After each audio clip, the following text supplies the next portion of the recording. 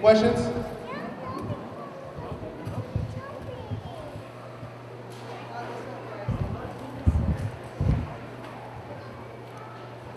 Testing, yeah.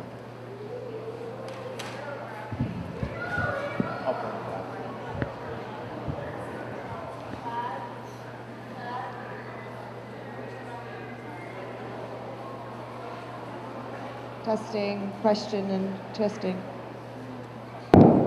With zero gravity, how were you able to stay on the treadmill? With the question is, with zero gravity, how are you able to stay on the treadmill? Very interesting question and a very fair question. The way you stay on the treadmill with zero gravity is you put on a belt at your hip, and you got something equivalent to like a bungee cord that goes to the bottom of the treadmill. So it's kind of holding you down, and you could adjust the tension so that it's similar to the weight here on Earth. Or you can cheat like I did, so it's not hard on my knees, and do it a little lighter.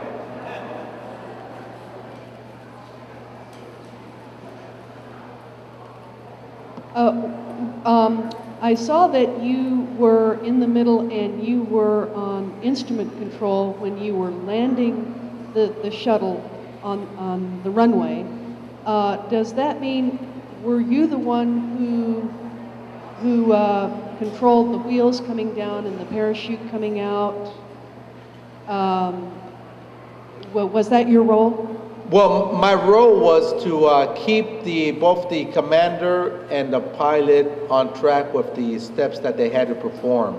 And so, yeah, you heard me a couple of times there giving them the cues. But yes, I had to verify. I did the visual verification of any button they pushed. The pilot was the one that does the wheels down. I verify that they do the wheels down. I keep an eye on all the instruments. If our oil pressure is going up, I'm the one that speaks up, and there's procedures for that. If the wheels do not confirm that they came down, I'm the one that speaks up, and we go through our protocol to fix the problem. Oh, okay, so your role was to monitor the entire instrument panel. That's right. And the operation of each That's right, instrument. and if a system fails, I peel off with either the commander or the pilot, depending who is responsible for that system. And then we work the problem while the other pilot does all the routine operations. One of the things that I noticed in the video is you get a little sense of the buffeting feel of the engines. And I was lucky enough to go see the Apollo 17 take off. And here we are 10 miles away from the thing. And there's an earthquake in the air. I mean, boom. And it's absolutely unbelievable. Did you feel any of that while you were in the shuttle? Oh yeah, he's asking me, how did it feel on Blastoff? Did I feel any turbulence or anything? Let me tell you, when you're there, the 3 engines start up, so you hear the engines, and then you feel this gentle vibration like a motor's on inside the flight cabin. And then about 2 seconds later, the solid rocket boosters light up, the noise level goes up in order of magnitude, and then the vibrations are very violent. Your helmet is actually doing this kind of thing. And just when you think everything's gonna fall apart, you feel a push in your back, and that's the Blastoff. And then now you know you're going somewhere, and you're off to the races. But yes, it's the best e-ticket ride Disneyland could ever hope to offer. That's for sure. Hi. I'd like to thank you for your accomplishments and Louder? I'd like to thank you for your accomplishments and everything you've done. And first of all, I'd like to ask you, how was the time difference in space, and how were you able to adapt to it before and after the mission? Good. That's a good question. How is the time difference? First of all, we carry the clock, the workday of Houston, Mission Control Houston. So whenever it's daylight for them, we consider it daylight for us. Now keep in mind, we're going around the world once every 90 minutes, so we get 45 minutes of daylight, 45 minutes of nighttime. But when it's about 10 o'clock in Houston at nighttime, that's when we're calling it a day. And what we do is we bring down the shades of all the windows. We start turning off the lights inside the cabin. We have alarms set up so that if something happens, the alarms go off and wake us up. And then we roll out our sleeping bags. We tie them to different corners of structure so we don't float away. And then we get inside our sleeping bags, zip ourselves in, and we go to sleep. The weirdest thing, though, that I had to deal with was, you know, I thought I needed a pillow because you're always used to putting your head on a pillow. But, you know, in school or in church, when you're in church and you're falling asleep, your head goes like this, right? Well, in space, it doesn't. Whatever position you put your hands in or your head, that's where it stays. And at first, it's weird, but after the second and third night, man, it's the best sleep you can ever think of. Because, you know, sleeping in 0G puts any Tempur-Pedic mattress to shame. Because there's no pressure points. So if people complain about pressure points, you know, the answer is, hey, go to space and sleep up there, because that's the best sleep you could ever get. Hi. Hi. I was just wondering if I know that you trained physically, but did you lose any muscle mass anyway, regardless of that? Absolutely. They say we train, and do we lose any muscle mass regardless? The good thing is we were only up there 14 days. So we have a protocol of using the psycho-ergometer to keep our leg muscle strong. Because once you don't start using a muscle, you get muscle atrophy, and it starts breaking down and growing weak because it's not being used. The astronauts that are on the International Space Station, they're up there for 6 months. They've got a 2-hour-a-day protocol to exercise. They not only use the ergometer, psycho-ergometer, they use the treadmill, and they use weights. Aside from muscle atrophy, loss of muscle mass, that they suffer is calcium loss. So they run the risk of having their bones weaken, because that's an effect in space. And one of the ways to mitigate that is a combination of medication and weight training. So we have resistive weights up in space to keep the astronauts fully trained. Even so, when they come back after 6 months in space, they need a lot of physical therapy to get back to a normal routine. How do you maneuver the space shuttle in space? How does it, how do you maneuver? How do you what? Steer the space shuttle. Oh, how do you steer the space shuttle in space? Once you're up in space, you've got those 2 pods in the back of the shuttle, those round ones. Those are called OMS engines, orbital maneuvering systems. To push ourselves, we turn on those engines. To do directional, you've got jets. You got jets at different parts of the shuttle that when you fire them, you can turn left, right, up, down, do this kind of thing. So if you look at the shuttle, picture the shuttle, you can see on the sides, kind of like exhaust vents. That's where the jets fire off. Vernier jets. You got some real small jets, and you got some thrusters that we call.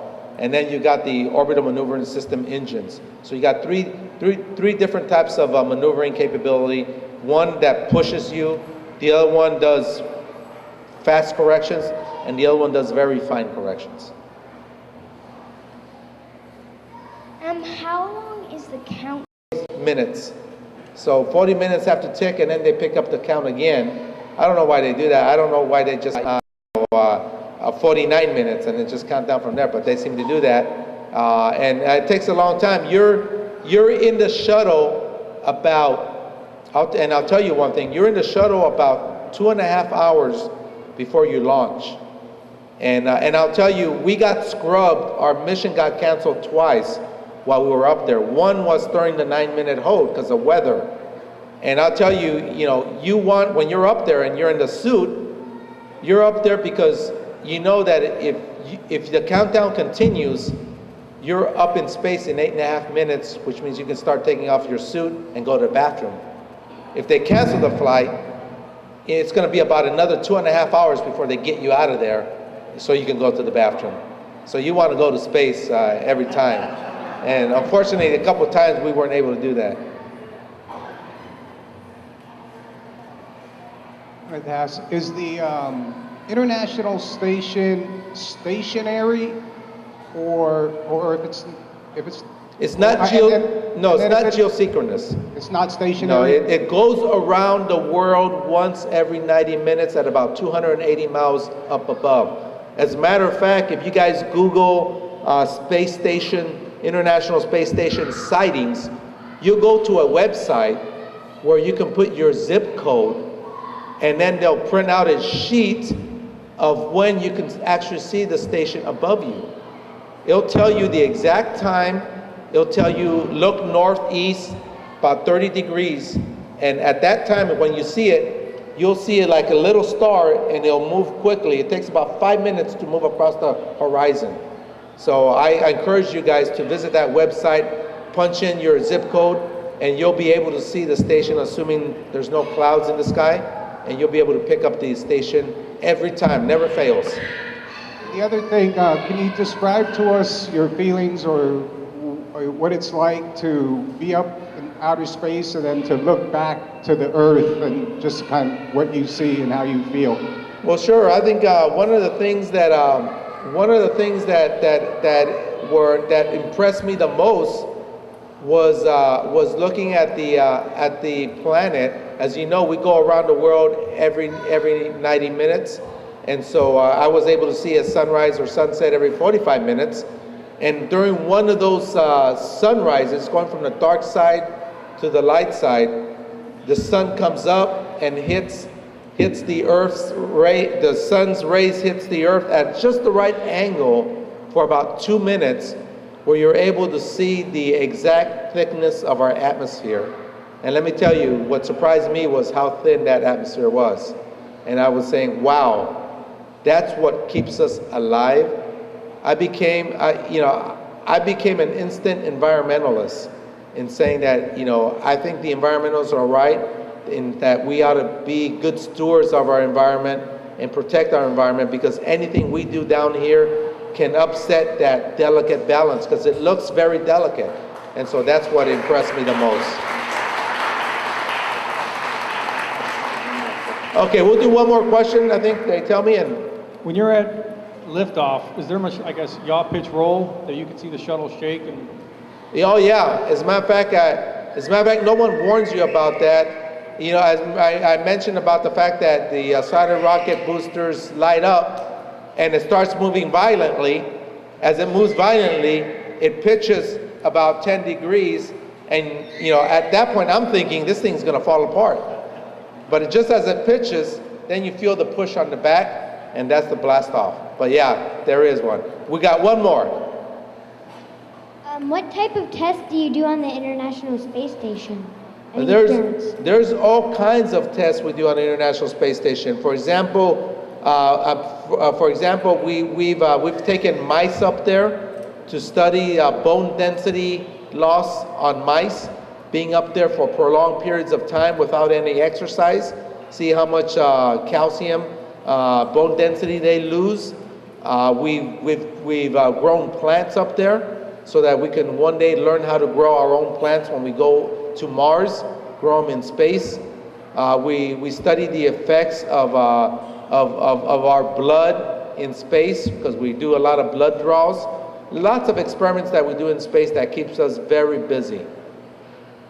And I want to thank you again for coming out and sticking around. I hope you enjoyed the talk, and I think we'll be somewhere sitting down talking to you guys, and appreciate it. Thank you very much. Appreciate it.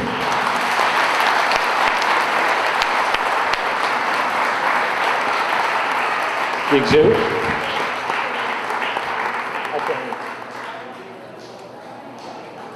We don't want to do the exhibit.